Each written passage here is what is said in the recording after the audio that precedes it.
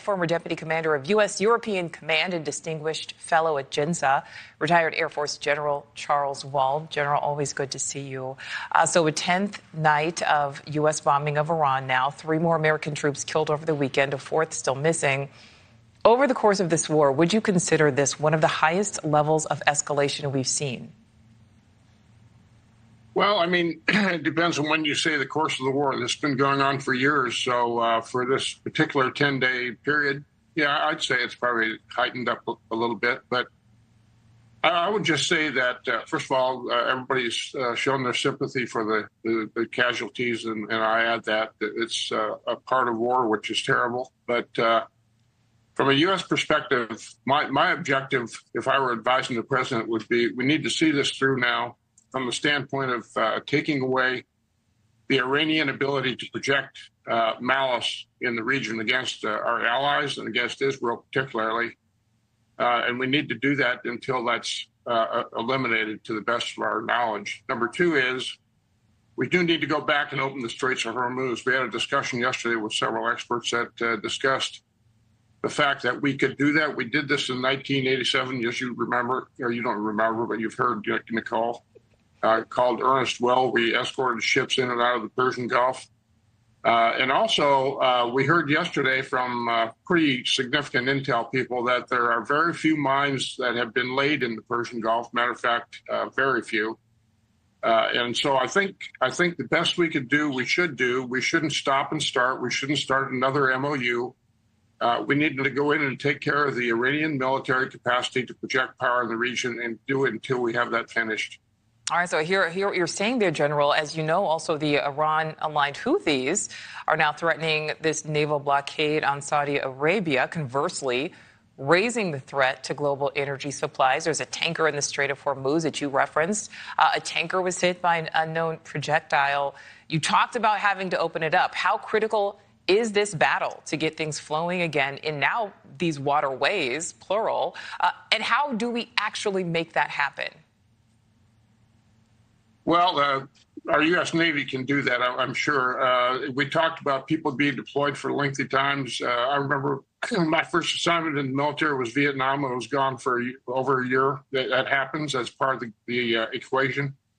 From the standpoint of the Houthis and the Bab el-Mandeb, I think, number 1, we should be prepared to go ahead and address that. Number 2 is we have allies that have a giant interest in that region and should be part of that effort. So this is not going to end. I mean, the IRGC basically has their back up against the wall. You know as well as anybody that they're going to fight till the end. And an animal that fights till the end is very dangerous. We need to have the stick to it. We need to stick to this effort here. We need to be disciplined. We shouldn't go back into a stop and start MOU capability. We need to get ready to address the Houthis along with Israel and other allies. And we need to finish this thing off and get into a more stable situation in the Middle East and get our economy back on. All right, General, so you say we need to finish this off. The Pentagon chief, Pete Hegseth, as you know, will be testifying on Capitol Hill. That's set for just a few hours from now. And as part of that multi-billion-dollar request for more money that's being spent very quickly because of this conflict, senators from both sides of the aisle sharing some thoughts on this upcoming hearing. Let's listen to that. Where are we headed? They never came and asked. They never came and briefed us. And in a democracy, the reason you come and make the case to the American people through the press and through the Congress is so that when the costs rise and it isn't brief and inexpensive, as the president promised, the American people understand why.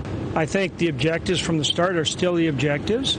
And yeah, it's not easy, but the point is we need to make sure they don't have a nuclear weapon. We need to secure the Strait of Hormuz.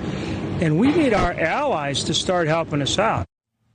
Well, General Wald, what do you expect we'll hear from Secretary Hegseth, keeping in mind that there has not been a Pentagon media briefing since May?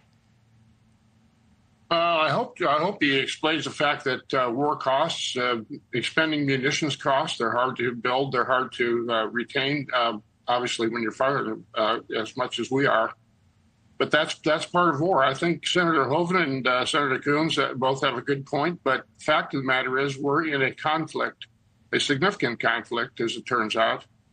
with a very determined enemy in the Middle East, and we're going to expend munitions. I think we need to start looking at longer-term contracts for the industrial base that develop weapons, as well as the ability to increase the production rate during conflicts like this. So that's part of the equation of what I think it's going to be a lesson learned from this war. But yes, I think we're okay. I mean, we were built for over the years a regional conflict. We have munitions all over the world. We have our allies in NATO have munitions. We should have access to that. But yes, we need to watch that. But I think we're going to be okay. Last question for you, and this concerns Iran's nuclear capabilities. There's this reporting now that Israeli intelligence believes Iran moved thousands of uranium enrichment centrifuges into tunnels deep inside a mountain. That allegedly happened last fall. We know President Trump has threatened to attack that site.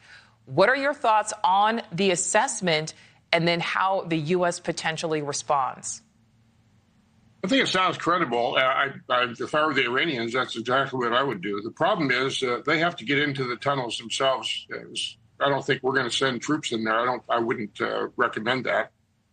But I think we can limit access to the tunnels. We should be ready to. And by the way, that's why it's so important for us to take care of the air defenses in Iran. Continue to do that. Make sure they can't rebuild their air defenses, so we have access to these via bombers or other aircraft. There's a lot of tankers will move into the area. Israel has a great capacity.